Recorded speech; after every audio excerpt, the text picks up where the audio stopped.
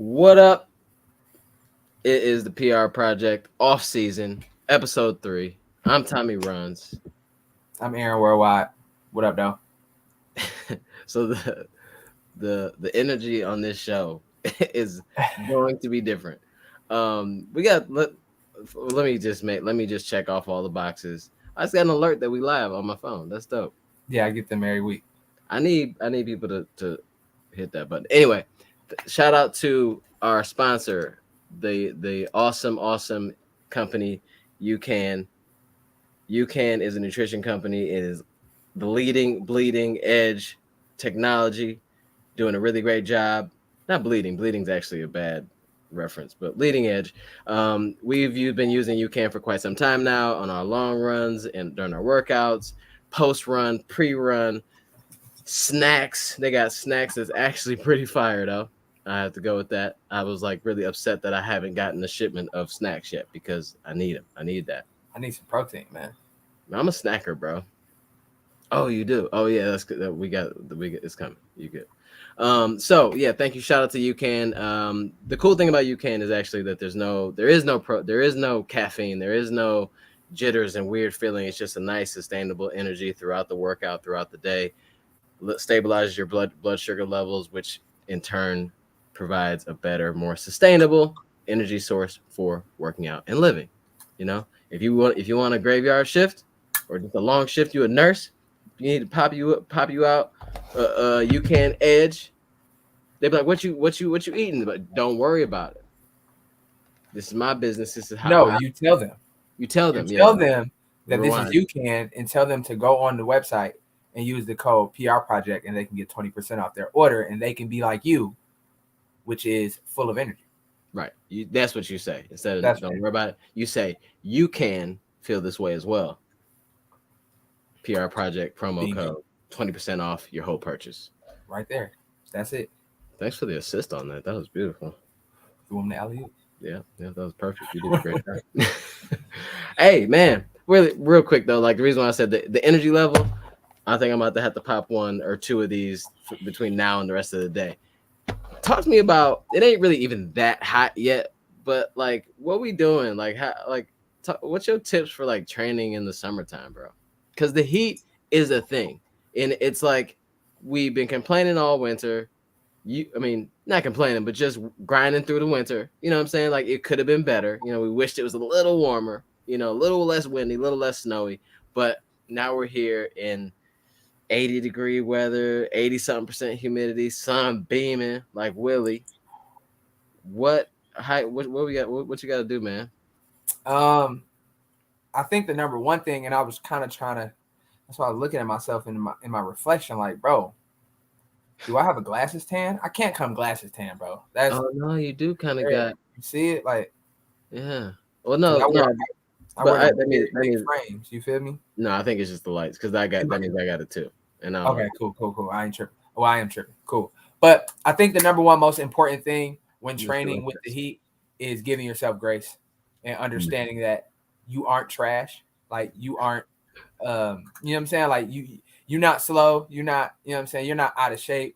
It's just totally different when you're training in temperatures that are north of 70 degrees, especially with the sun.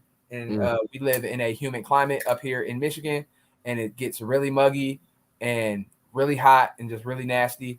So it's just giving yourself grace and understanding that you may not be able to hit the paces that you were hitting in more ideal temperatures, but you are still getting gains. You're still building, even though the numbers may not say so. Yeah, you are. You just have to trust that you are putting in the work. And it will pay off at some point. Usually in that fall marathon, that summer training goes a long way. That's true. I mean, I've heard like humidity and hot and heat like that is I wouldn't say poor man's elevation training, but you know, like it's equivalent to that. Like, I mean, not equivalent, but it's tougher to train in the summertime, high humidity, than it is when hopefully, like you said, that fall marathon comes around where you've been just grinding, your body's been performing at a level that, you know, to push it, and it's kind of gotten used to like that resistance, you know, And so by the time you get to that nicer weather where it's maybe 40 to 50 degrees, nice little breeze or something like that, you should be able to rip the Band-Aid off and go and just go crazy. Yeah, because you've been pushing for so many months in a row, just trying to get those miles in. And I like to give yourself some grace part, because I mean there's an equation out there that talks about like what dew point and humidity and heat, or temperature, into like how much per mile that could play into your body is still putting out the same amount of effort for whatever this one pace is, but if you're going slower than that, it's still equivalent in some way, shape, or form. So don't push yourself to always have to hit your numbers, especially like in those really hot, humid days. It's actually probably better for you to pull back and decide to just get, like you said, give yourself some grace. Not like a whole minute, 2, 3, 4, whatever minutes, but it's just find out what works for you. Yeah. And it looks like Miguelito 717 says, what about speed workouts in the heat and humidity? It's tricky. I know me and Tommy, we tend to do some faster stuff in the summer for that specific reason. Kind of ripping 200s and 400s on the track, that kind of stuff. Whereas during the fall or during the early spring, we're doing strength workouts that are a little more marathon specific. Maybe they have longer intervals. So what we try to do, just faster, shorter stuff, maybe longer recoveries. And also, like Tommy said, there is an equation. There's a heat index chart out there that'll give you an approximation of what your tempo will be. What your pace will be, considering heat plus dew point. So you might want to take a look at that. But I think the main thing for summer training, especially with workouts, is just focus on RPE, which is rate of perceived effort, over pace and over heart rate and all of these things, because really that's all you can base it off of is, does this feel like 5K pace? Does this feel like 3K pace? Does this feel like 10K pace? And kind of try to just dial into that. And because your body really doesn't know pace, your body knows time and your body knows effort. So if you're doing an 8 out of 10 effort for 5 minutes, it might be this pace in the summertime and it might be this pace in the winter. So it's just kind of finding that sweet spot and figuring out how far you can push yourself without throwing up everywhere, pretty much. Yeah, I mean, I like your body doesn't know. Your body only knows effort. It doesn't know like, oh, okay, we're going at this pace. It just knows how hard it's working to get to that pace. And that's why you don't want to go too crazy sticking with this pace. If you can make it happen, great. But then also just take into account that you are working harder than you probably could or should be, So, and you have to understand that earlier in the summer, your body is not as acclimated to the heat. That's true. Those paces are probably going to come down as your body becomes more acclimated and your body becomes more used to warmer temperatures, especially if you live in an area that seasons are very polarized like ours. We go from 20 degrees in the winter or worse to 80 degrees, 85 degrees and humid in the summer. So it's like those are almost polar opposites. It's just so much different. So if you can just kind of last it out and know that early on in the summer it's going to be bad, it's going to be ugly, but if you stick to it and you hang in there, it'll get a little better as the summer goes, and then when the fall comes, you'll be ready to crush whatever races you have on the schedule for the fall. Yeah, not to draw this out too, but I think a lot of times, like you said, in the beginning of this season, like the off season type of feeling, we feel so much better than we did at one time. We feel so much better than before that, in the middle of that last training block. And so like we have like this tendency to want to go like race a 5K and go PR and all that stuff. But we got to realize that we're not supposed to be fit right now. Well, depending on when your next race is. Like, so if you're running in the fall and you're where we're like 3 months out or so from whatever race that you could be thinking about, you got to realize that like you don't want to feel too good right now. You don't want to be you don't want to be fit at all really right now. You want to be sharpening. You want to be working on like turnover, just very specific things. So that all kind of plays into it. So don't allow the heat. And then just a quick tip: run sooner. run early in the day if you can. And some people, like in Florida and stuff like that, they'll run at night because it's crazy hot in the morning already. So that you just pick when it works best for you. Try not to go at high noon. You know what I'm saying? Because that's also dangerous. I mean, in certain days it's dangerous. In the day, you're like, you know what? I'm gonna go out there anyway.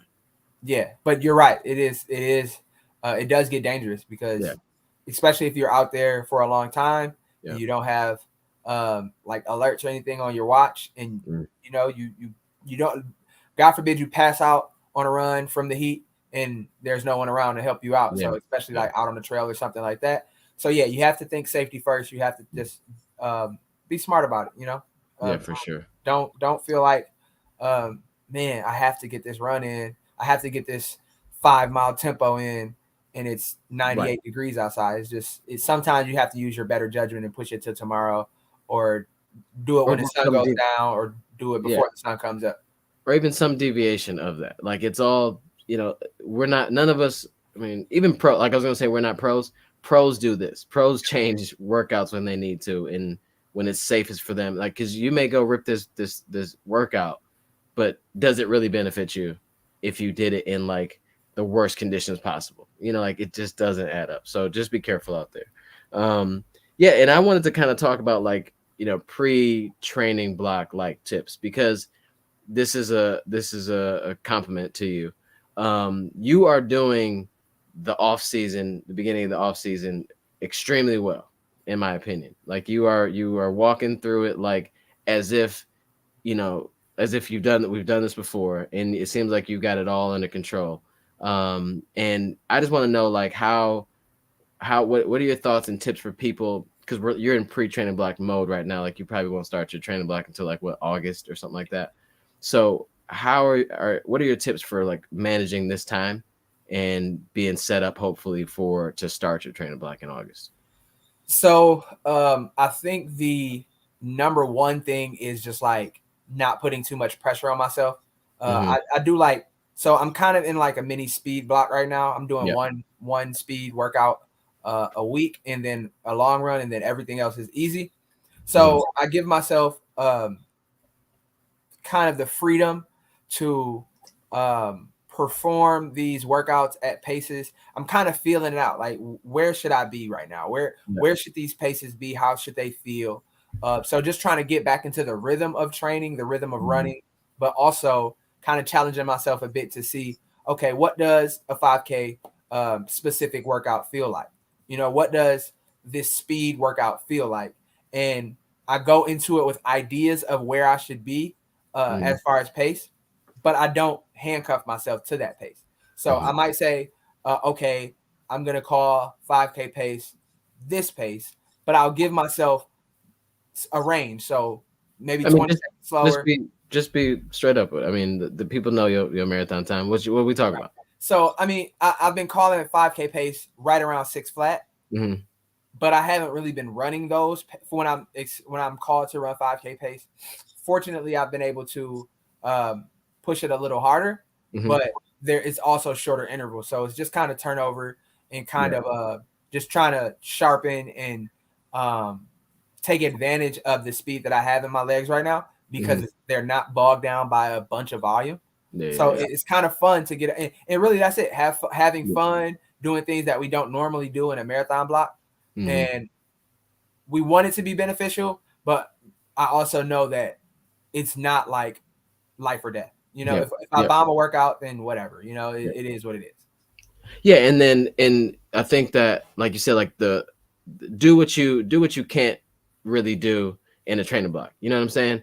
Like, you're going to do speed work in a training block, but it's not going to be, it's not going to look like how it looks right now. And it's not going to be as fun because you will have more miles in your legs. And it's not going to be as fun because you'll have more of a restriction on like, don't drop down to this pace just because you feel good, because that'll add up, in 2 weeks for this marathon training block. So do all those things that you can't do, because it is fun to do that. But then at the same time, you are setting yourself up for success when it comes to doing some faster paced stuff in the marathon training block, because your legs are used to it. I know a lot of people will do after a training, after they race, they have some time off, and then right now is like their off season, so they're kind of just easy running a lot and having fun with it, which is great. But if you can mix in some things like you're doing right now, some more speed oriented things and stuff, it lends to a better beginning of like no shock to the system now that because you've been doing it off and on for a few months, instead of like August comes and you're asking yourself to find those wheels again in 100-degree weather. Like it's too much. So it's like the fact that you're adding it in slowly right now, I think is just really commendable. And then also you do a lot of strength training. And when we talk about like strength training, it's like people like, yeah, I ain't got time for that. But like you're doing stuff that's like 20-30 minutes in the house, but for the most part, stuff that is like simple and easy to find. Yeah. It's not rocket science. I'm not going to the gym and back squatting 250 pounds or anything crazy like that. You said back squat. Like I'm just doing like mostly body weight stuff. Yeah. Is plenty of great YouTube videos out there that'll walk through the workouts with you. Just trying to improve things like hip mobility, core strength, the things that we really need as runners that we really tend to neglect when we're in peak training, marathon training mode. Or when we're not hurt. It's like we're not hurt. So So this is a great time to do that. It's also a great time to kind of take a look at form and try to work in those form cues that you think about during marathon training, but it gets lost because we're doing so much. But it's like, okay, am I landing correctly? What is my cadence like? All those little things. How am I carrying my arms? Like these are things that you can work on during a 7-mile easy run or a 5K specific workout. You can think about these things a little harder because you're not so focused on, okay, what is my pace? Okay, what is the workout today? Okay, how do I feel today? And how does that work into how I should feel tomorrow? And just all these things you think of during marathon training block that you kind of relieve that pressure from yourself. Right. And so definitely hard on strength training. Definitely putting an emphasis on experiencing running in a way that we don't normally do it. So faster workouts, more fun. Sometimes like I'll go to trails that I don't normally go to. Just trying new things because like you have so much more freedom. So it's just like taking advantage of that. It's almost like summer vacation. Like I think I'm gonna stay up tonight because I don't have school anymore. When you're younger and you're on summer vacation, you got a little more freedom to do things. So that's really been what I've been on, is just like, let's get back to the essence. Let's get back to the essence of running and why I started running. Now I love that you talk about the form cues though, because and then you named off all three things I thought about today on the run. Like because I told you it's on the run. It's like I think that this knee injury, actually could have been a blessing in disguise because it's requiring me to think of like my landing and where I'm landing over my center of mass or not, or if my foot strike is ahead of my center of mass or if it's right, equal and under. And so I've been very focused on that, but then that also provide, that's also a cadence related to cadence a bit. So I've been thinking about my cadence and checking on that while I'm running.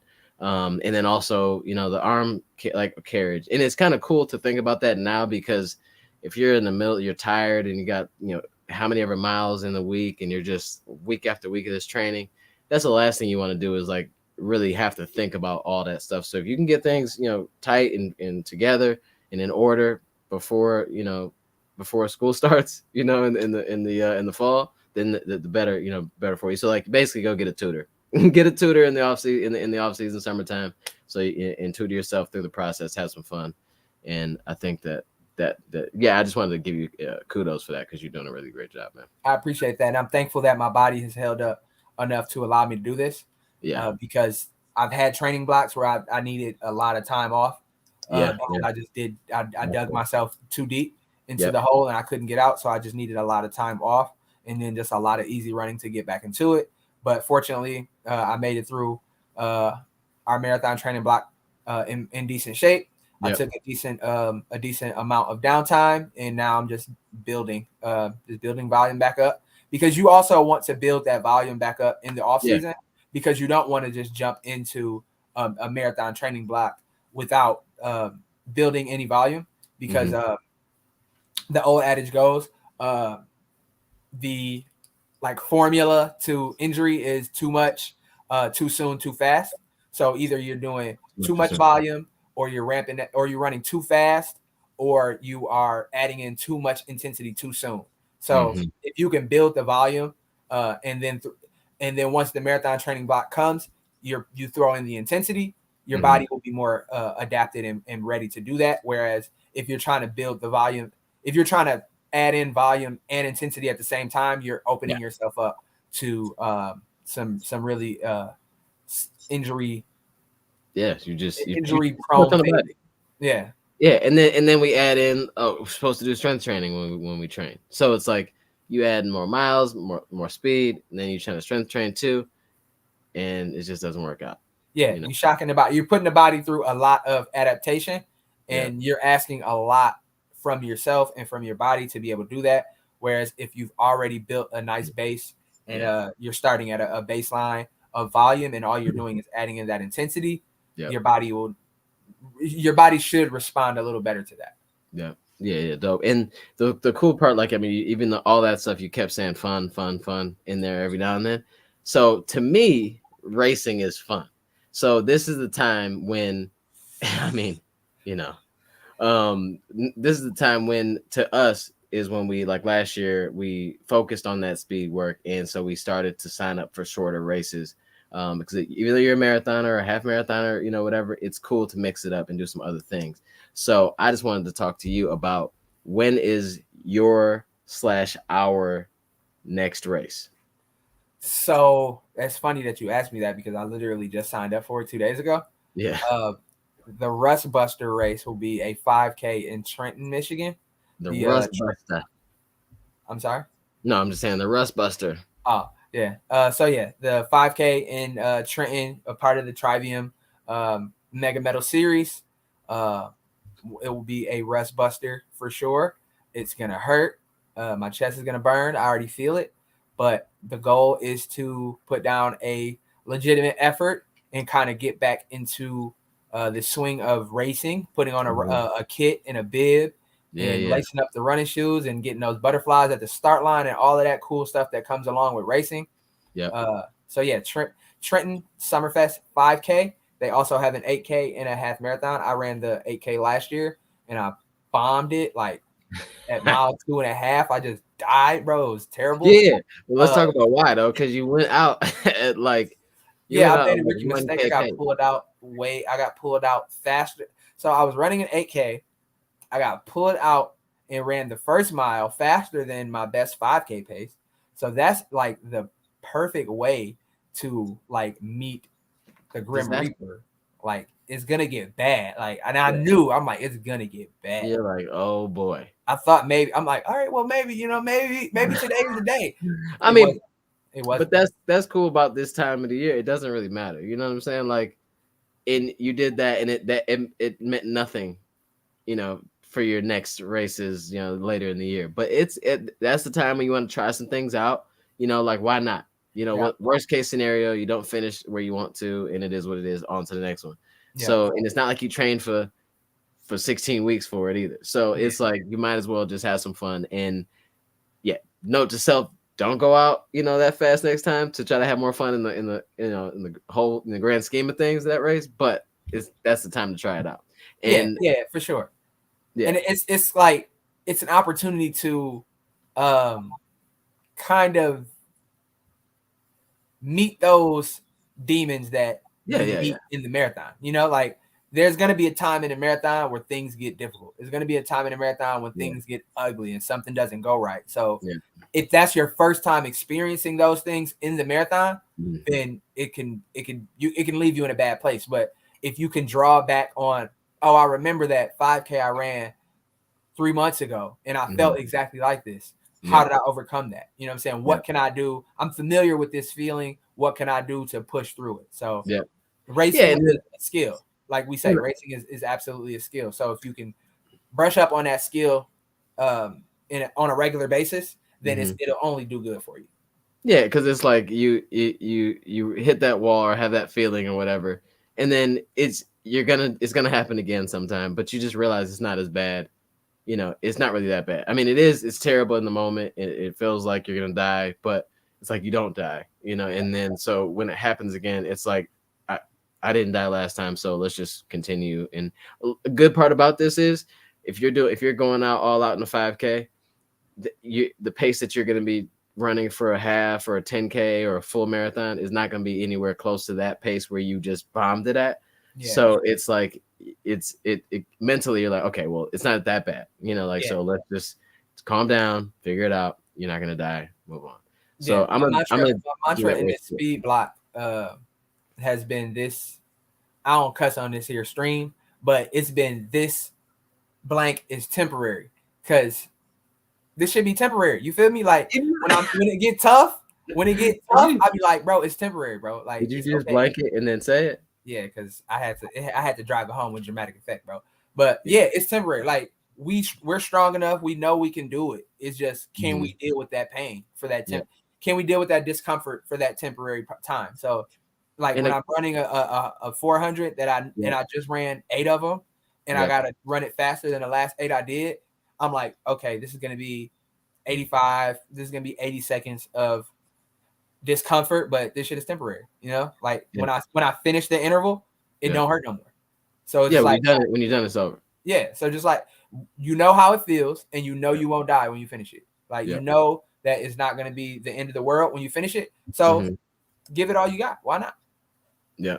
I mean, and then another part too, though, is like there are times when stopping is your only choice, but to me in those moments, it's like it is only temporary. So try to go a little farther. Like there's a moments where you're like, I'm not going to finish this because of whatever. And that's that's you at the moment. So just I'll just try to go a little farther. Like you always hear pros talk about next light post. And I mean, I think that they really at times in marathons really think that, like, okay, next water station, next, I see that sign, Sitco sign, let's get there, and sometimes it's not necessarily, it wouldn't be the worst thing ever if you at this time of the year, you said, I'm gonna pull back on something, but just try to go farther in that temporary mode if you can. And then next time around, try to push a little further for sure. And I'm gonna be at that same race too. The Travium Trenton Summerfest 5K. But I won't be. I'll be training I'll be pacing a friend instead of running it because of the knee thing. So I'm trying to like ease back into it. So knee's been great though, bro. That's great to hear. Alexa says her next race is a 5K on the 4th of July, looking to break 20. That is heat. I'm sure. I'm super confident in your ability, Alexis. I'm rooting for you. I'm rooting for you too. I'm not sure how ugly it gets in. I don't know if you're going to run it in Seattle, but what's the temperature like? What's the temperature like in July in Seattle? In July. I know it's humid up there though. I'm sure. So it's got to be. But I mean, Alexis is a globetrotter, so she might be running it in Switzerland or something. You never know. Yeah, she everywhere. But yeah, that's the luck for that. And also great to hear though that so tell us give us a little update on the injury, man. Oh, so the injury's been going, like I've been easing back into it very slowly, and trying to figure out like to run without getting too crazy and just jumping right back into it, but then also just not sitting on the sideline this whole time because I do want to eventually train. Like I said, last week or so was like right around the first time where I'm like, oh, I think I can actually start a training block soon, and so that was definitely a good feeling to be able to say that or think that, because for a long time I was like, I don't even know when this is ever gonna stop enough for me to run or train. But today ran that 12 miles, and I mean I might have felt the knee 2-3 times, but like on a discomfort level, like where I just probably had to change the landing and focus on landing under and not overstriding a little bit. I'm not talking about heel striking either. Like it's just a slight overstride that puts too much strain on that bent knee, So, but everything else, like today, like I finished, and the only thing I was complaining about. So today, let's talk about it. I made a tactical error. I wore Falca socks, Falke, and they're very like high tech, and they got all this stuff, like just for socks, it's got like a lot of extra stuff going on for each the reason for each one. So these certain socks in particular, they're extra like max cushion. So that's just probably not a good thing to do like on an 80-degree day with 80% humidity and a 12-mile run. So they're very comfortable, but after a certain point, sweaty feet kick in, and I started started getting the hot spot on the inside of my foot. And it wasn't the shoe because it happened. Same socks. I mean, you don't learn your lesson with runners. Same socks like a few weeks ago, same but opposite foot. So I just need to wear thinner socks on long run days. It's just kind of simple. But other than that, like I was happy though that was my issue today. You know, we stopped running, and so I pulled over to figure it out. But I'm like, I remember not too long ago, I would have been like, "Yo, can you go down and get the car and come back and get me because I can't finish." But so I'm happy and can't wait to really get back into it. And I will be racing something in September, so I'm gonna start my training block a little before you. So nice, that's awesome. Yeah, we got to figure out this training situation then. Yeah, I mean, we'll still have our same goal race, you and I, Yeah. but it'll Okay. I'll have like a up first, and then so my off season will be cut short a tiny bit. Right, and I'll keep pushing through for a little fast bit. pace. Yeah. You'll finish out the Trivium series, you know, in well, not finish, but the mid season stuff. Yeah, for sure. Hey Joy, how you doing? How's your day going? Oh, hey Joy, how's it going? How's it going, Joy? And then let's just jump. Speaking of shoes, the shoes I wore today, I'll start. Yeah. Let's just jump right into this shoe case. This is actually my favorite part of I like doing the shoe case a lot. What did I wear today? Oh, they're not even like right here. What did I wear today? Fast R. Yeah. Let me get these Fast R. Right shoe only. So today I pulled out the Puma Nitro Elite Fast R. Let me swap it out there. There we go. So these are a very funky looking shoe. I've actually had these on the pod or on the show at one point before, but it was a little kind of premature. I think I ran them one time, and since then I liked them before, and I thought they were a little. Funny part was I thought they were a little dead. You know, like I thought they were a little too dense right here in the forefoot. But turns out that it's probably because I had tired legs because I was in the marathon training block. So the really great shoe, very comfortable. Not super duper light, but it's just definitely a good shoe. At a easy pace, they are very comfortable, which some super shoes aren't necessarily all that comfortable when you're running at an easy pace. But running at an easy pace, we picked it up a little bit. They respond to speed very well. I think they look kind of quirky and cool. I would say that they are a pretty bouncy type shoe, and they kind of bounce you forward, which is what I need. I don't love like a up and down bounce type of shoe. I want a shoe that's going to kind of kick me forward. The rocker in this shoe is slightly aggressive, like once you're off the toe. I would just like them all around. I think that maybe I was going to say something about the size of the shoe or sizing, but I feel like maybe I had the thick shoes on, so that probably just doesn't help. The lockdown on these is actually pretty perfect. I thought it was going to be a problem because this like material is pretty crinkly, and I thought that maybe it would just be too flimsy, but they've just done a really good job with the way that they engineered, like because it's got the gusseted tongue inside, so they just did a really good job of how they engineered that part. So once you tie it down, it's not going anywhere. Very comfortable shoe, fast shoe. I would definitely race like a 5K, 10K, half marathon even in these. I think I have my marathon shoe kind of already picked out, so that's the only reason why I said that. But good shoe, really cool. Puma's really been doing a lot of really weird and cool stuff, and kind of you can see the exposed plate right here. Adidas kind of tried to do that with under the shoe. You can see the rods going through, but this is like a full exposed plate. When you buy this shoe, it says do not apply pressure directly here because it will snap. Like it says, like don't do it. But really cool shoe. Puma's been. What'd you say? So you did it anyway. So I did it. It broke. But and then the dope part about it is though they got a little line here, some detail. It says time and date, so like you can put if you got a PR or ran a marathon, you can put your time and your date right here.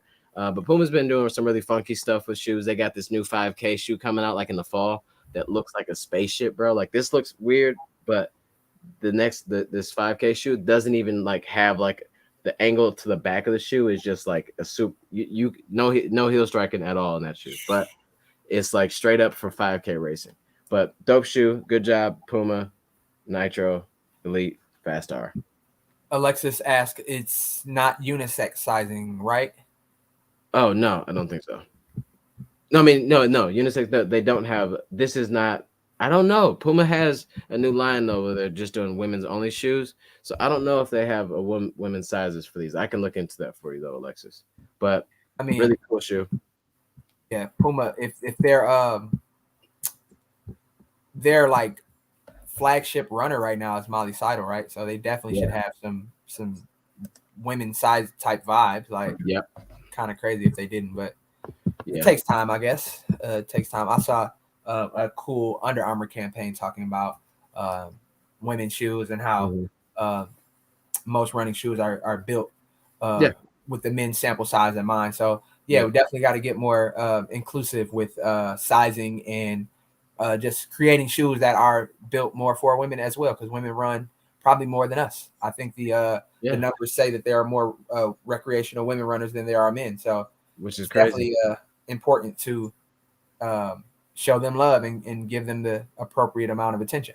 Yeah, and from what I hear too, like, you know, when you hear like high school and college athletes, like especially lately, more women are speaking like, hey, look, we're not just small men. You know what I mean? Like we have different needs and things that have just been overlooked for way too long.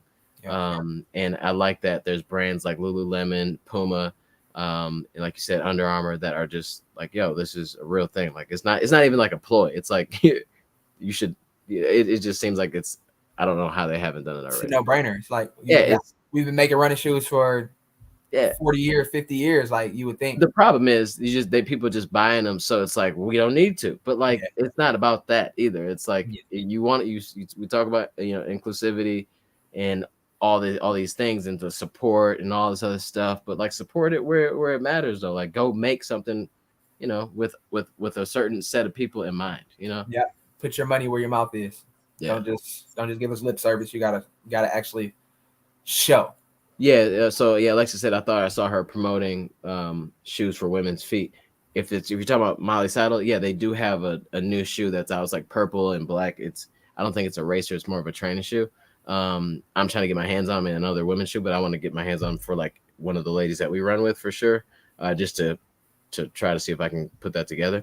But I think she is talking about the women's specific running shoes that Puma's coming out with. For sure. So what you got?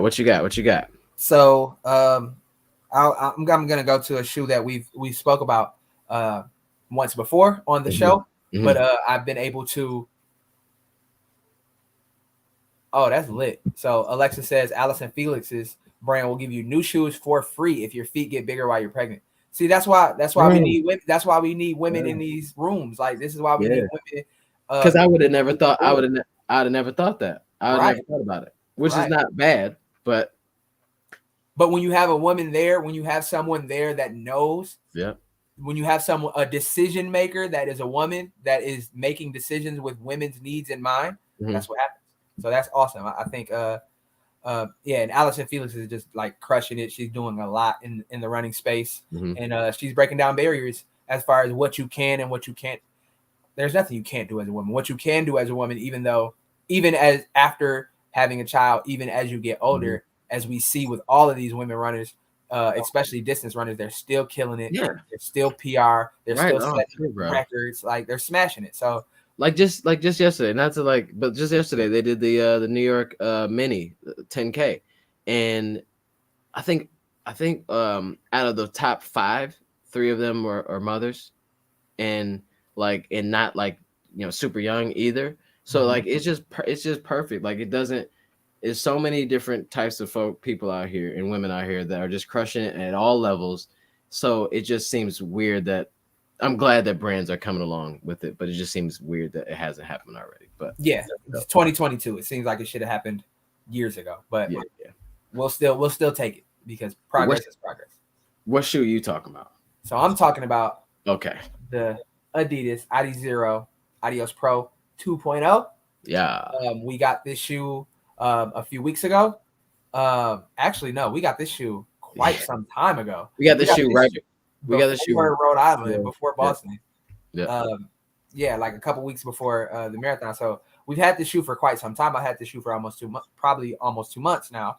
I took it out for a long run a couple weeks ago, but not yesterday, Friday, I took it out for a track workout, which is kind of, I don't necessarily think that's the purpose of this shoe, but I wanted something that was fast and I wanted something that had a lot of support because my legs did feel a little trashy. Yeah, so I needed something. I needed something in my mind that would give me a little bit of a boost. Yeah, no pun intended. Adidas boost. Yeah.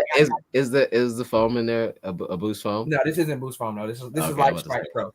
But Light Strike, you know, it's on brand. So it and also I had a pretty interesting story about this shoe. So when so I laced them up.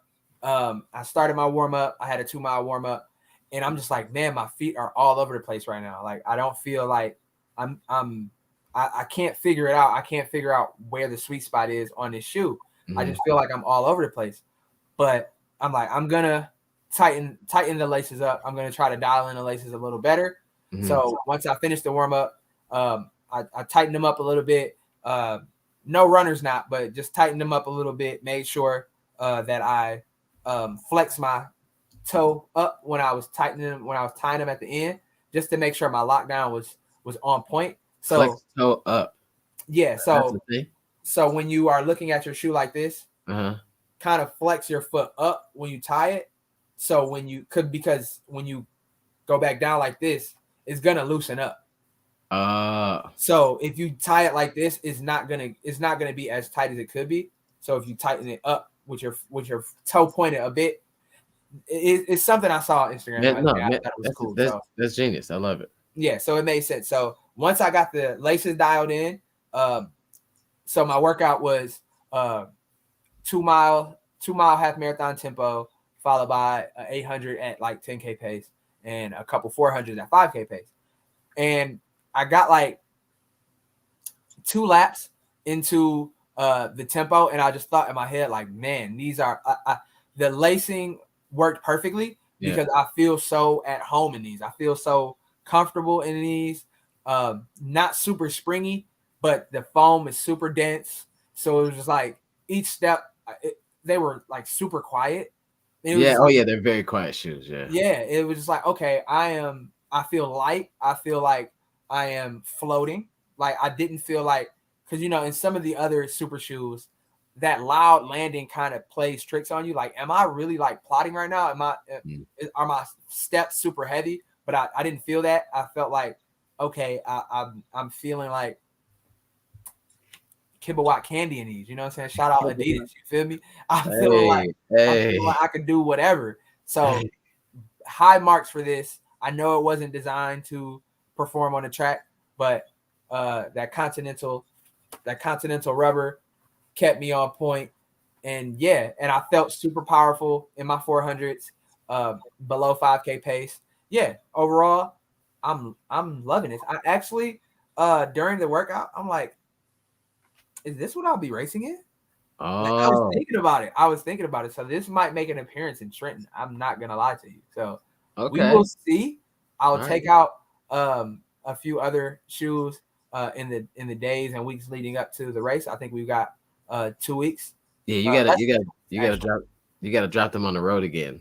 Yeah, so I gotta pull these out maybe for the long run next week and just make a final decision. But I am leaning towards the Adios Pro 2.0 for the 5K in less than 2 weeks. Stay tuned and we will see if this what happens. Man, I wish I had sound queued up because I would like to. That deserves an applause because compared to the Adizero Adios Pro 1, there was no way you like that shoe as a training shoe. You liked it to easy run and all that stuff and maybe some turnover. But for you to say like, hey, I think I may race in these at 5K, even though it's only 3.1 miles, means a lot because you have other shoes. You know what I'm saying? It's not I got a few. You got a few shoes with plates in them. So hats off to Adidas for that conversion. And we just talked about this shoe a couple weeks ago, for the Adidas week, and he was not thinking like this. So I gotta go back and take a look at my feelings in regards to that. You gotta review, because man, they left a good. And sometimes when you have a good workout, everything, when you go crazy, you fall in love with everything that you did. I'm like, man, I gotta eat that same food. You know what I'm saying? I gotta drink water at the same time. Like, I gotta do everything the same. I forgot who it was. Somebody on like 10 Man. I think it was Reed Fisher or whatever. He said he had one race, he didn't have any food, but all he had was Pop-Tarts at wherever he was. So he ate a Pop-Tart, and then he won his race, or did really well, PR. And so for every race in the morning, he eats Pop-Tarts, no matter what, like Boston Pop-Tarts. Like, so like that's how we are, man. Yeah. And I come from a baseball background, bro. And baseball is the most superstitious sport that you'll ever play. So I still have those superstitions sometimes where I'm just like, oatmeal in the morning before a marathon. You know what I'm saying? Like, I gotta make sure that's why you be taking that bat and hitting your running shoes before you take off. You feel me? That's why, you know what I'm saying? That's why I don't step on the lines when I'm walking to, you know what I'm saying? I gotta walk over the lines. Oh, I didn't know that. I didn't know it. I was wondering what that baseball bat resembled. Louisville Slugger. Yeah. All right. So this is the super shoe day, because we no training shoes, because I think you've seen them all. My shoe that I talked about last week, but hadn't run in them yet, is the Metaspeed Sky Plus. Okay. So I took these out on Monday. It was an easy day. So, like, granted, I wasn't like, going 5K pace or even marathon pace. I think I did get down to marathon pace on an easy day, because I just had to see, like, I know I wasn't going. No, I feel you. Yeah, you don't have to explain it to me, bro. I knew I wasn't gonna lace them up, right away again. But so when I put the shoe on, let's just start with that. I put the shoe on, and immediately, to me, I was like, "Oh, this is better." Like, immediate, like, whatever they did inside the shoe, the way your foot fits in, and standing on it, you could feel that it's softer under. That what they did, they brought the plate is higher up in the shoe, or in the midsole, so it's less rigid and firm to stand on. Because like some super shoes you put on and just walking, you feel that bounce, and you didn't really get that so much with the first version of the Metaspeeds. But I think with these, I did quickly, you know what I mean? And I was like super excited about that. I don't know. They are a little quieter. The holes here are a little larger. I think that's definitely the reason for that. I mean, it is because of the foam a little bit too, but there's those holes in there in the rubber here kind of play a role in that. But very comfortable shoe. They've definitely done something different with the toe box for me.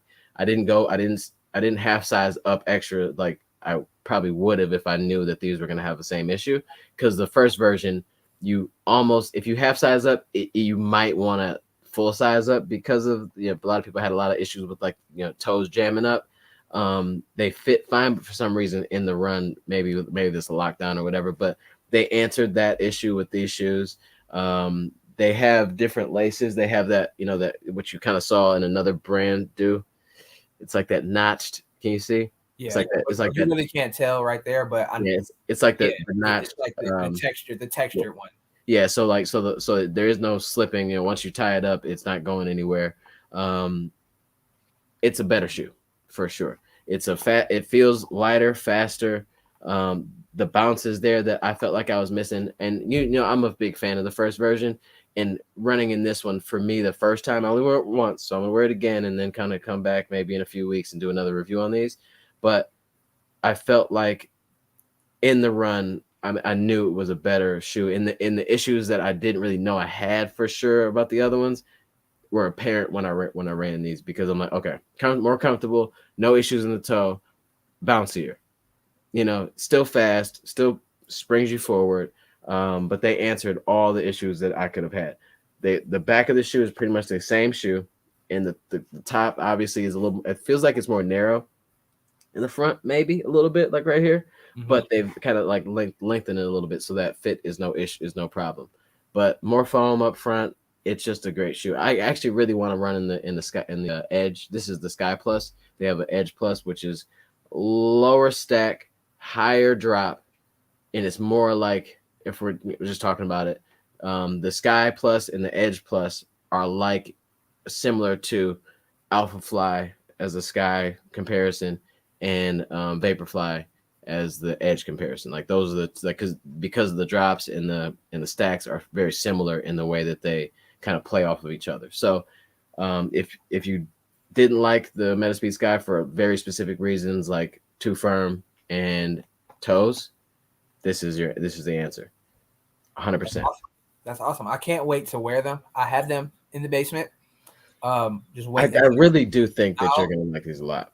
Yeah, I think I'm gonna race a 5K in those in July. Mm-hmm. We haven't announced where that will be quite yet, but I think it's gonna be a good time. So that place, wherever you're gonna do that at, will probably be a good place to run these. Yeah, for sure. You guys should make them say where it's at. But yeah, very good shoe. Great job, ASICS at like stepping up and fixing a couple things. The thing that's crazy to me is that they go off all these iterations from like wear testers. Mm-hmm. You know, like because it's not like we don't get the shoes off the rack and then we say I don't like this and then they switch it on the next version. By the time we already complaining, they've already made these shoes or they're in the works. So I just think it's incredible that they're able sometimes to answer the issues before we even know it's an issue. But it's too late for that shoe. You know what I'm saying? But really great job. This is worth the money. If you like the first ones, you will love these. Maybe. I'm not good at this. I'm gonna say it. No. Oh, why? Why would we say it? Nothing's booked yet. Maybe that's an answer to your question, Gary. Yeah, that's true. We'll see. We'll see how it goes. I won't say it. We still got a month and a half. I might be dead by then. Oh, come on. Come on. Don't say that. That's ridiculous. I'm sorry. My humor. Your words mean things, as you say all the time. Words mean right. That's why I said I might. There's always a chance. This is a chance. Just saying. So, Tommy, what's your week looking like coming up, man? What you got on the schedule? Oh, I wasn't even prepared for that. Yeah, let's talk about that real quick because I didn't want to just end it out with Shoecase. Yeah. So next week looks like for me looks more like a training week. It looks like somebody's back in business. You know, I got 6 days of running next week. I got a workout on Wednesday. I got bad news for you. You're on Friday. No, it's gonna be 98 degrees on Wednesday. But if you want to switch to Friday, that's no problem. No, I don't want to switch to Friday. Oh, okay. I'll figure something out. We just had a whole conversation about this. Maybe I'll just dial my paces back a little bit. Okay. Yeah, do your thing. Yeah, who knows? Make sure you send me that. Well, yeah, send me that workout because I want to see what it looks like. Nah, you ain't doing it. So, whatever. But yeah, back in business, full schedule, and then just gonna play by ear. I'm gonna be. Okay, that's another thing. I meant to say that. So, are you both going to run one of the Twilight 5000s? I'm thinking so. For me, I'm thinking I'm gonna try to get over to Chicago. I'd love to be able to go to some of the other ones just for the vibes and check it out and kind of experience other run cultures and run areas. But definitely Chicago is on the docket, and this is also speaks to like have some fun. You ain't got to go do the mile. You could do something that you would never do, like racing a 400. Like there's all these other options. Is out there get washed? I don't think they do that. Oh, I'm thinking about Luke Humphrey. If you're in the Michigan area, Luke Humphrey's doing a track racing series from like 400 meters all the way up to the 5K. Yeah. Get it. Yeah, find your local races. Get in there. I'm broke. We gonna see. If Tommy let me ride with him in Chicago, because I know gas is expensive, I'll kick in on the tank. Yeah, you better say you're gonna kick in on a rental car. I'll drive a Jeep Wrangler, bro. Let me hop on Turo and see if I can find us a Tesla or something, man. Do that. They got charging stations in between here in Chicago for sure. You won't even need it. Nah, they say you can make it 4 hours. We'd be there. 300 miles. And 300 miles. No, I ain't trusting that. You steering you hands on 10 and 2. I ain't trusting. I'm not ready for that. I'm not ready for that. Sleep. Sleep. No. No, I don't have. I trust my iPhone, but that's about it. Like, so you wake up in heaven, like, what happened? Tesla drove off the bridge. Like, yeah, you see that thing, that red light, it was trying to tell you it was not on. You went to sleep immediately. You went about 100 feet straight, and Tired, man. Tired, boss. But yeah, no, Chicago, August 12th might be a vibe. We will see though. Philly, maybe. I don't think Philly would be the thing. Unfortunately, I don't think Philly would be the thing. Philly seems like a stretch. I'm broke. I can't afford no more airfare. Me too, man. Me too. And I don't got no PTO like that. You swear, dog. Dog. Swear, like, I ain't got no money. I ain't got no PTO. It is June. If you out of PTO already, bro, you did your first 6 months dirty. You ain't been to work all year. Times get tough, bro. You just be off. That's Autumn Fridays random. I'm praying to the work from home guys that maybe something's gonna shake, but we gonna see, man. We gonna see. All right, but we're getting a bit off topic. You trying to work? You trying to work from home? For real? No, they my job sent the email the other day talking about we might be doing 1 day work from home. So I'm trying to see what's up. That's actually pretty dope. But I don't got no real job. This is my full-time job, running and doing this show. What am I talking about? All right. Yeah, let me know if that's the case. I'm doing something wrong. Call me Tommy, bro, not Tommy Runs. Oh wow, I ain't got no job. Yeah, right. Tommy doesn't work. All right, y'all. Thank you so much for tuning in. Y'all the best. Make sure you follow or you subscribe to this show on YouTube. Subscribe. As Aaron would say, tell a friend, tell a friend, tell a friend, tell a friend to tell a friend to tell a friend, whatever it is. And then spread it like COVID. Spread this podcast like COVID. I feel like that's inappropriate. And I just repeated it slowly so to land it. Make sure you follow me on Instagram at TOMMIE_RUNZ, Tommy Runs, and follow Aaron at Aaron X Worldwide, AARON X WORLD WIDE. Have you ever thought about getting a shorter Instagram handle? Yeah, they all take it. I wanted it just to be Aaron, but it was gone. I'm about to go follow Aaron. I should have DM'd him like, yo, how much you want this handle, bro? Right, like a hold on, let me see. Aaron. $5 for you. Is there an Aaron? I wonder. I'm about to look it up. I'm gonna go follow Aaron. He only got like 2,000 followers, bro. He not even lit. There is no Aaron. Oh, there is an Aaron. That man got 39.6 thousand followers. He's super lit. My bad. He's a photographer. Wow, that's pretty cool. Everybody go follow Aaron. We don't know that man. Aaron, that man be walking down the street, and I wouldn't know that man. Everybody go follow Aaron Worldwide. Everybody go follow Aaron Worldwide. Also, just follow Aaron too. This guy. I'm sure there's a Tommy out there that needs to follow. All right. Peace out, y'all.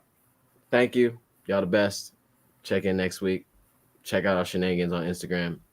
Tell somebody about this show because we love you. We need 500 followers so we can do something massive. Yeah. All right. End.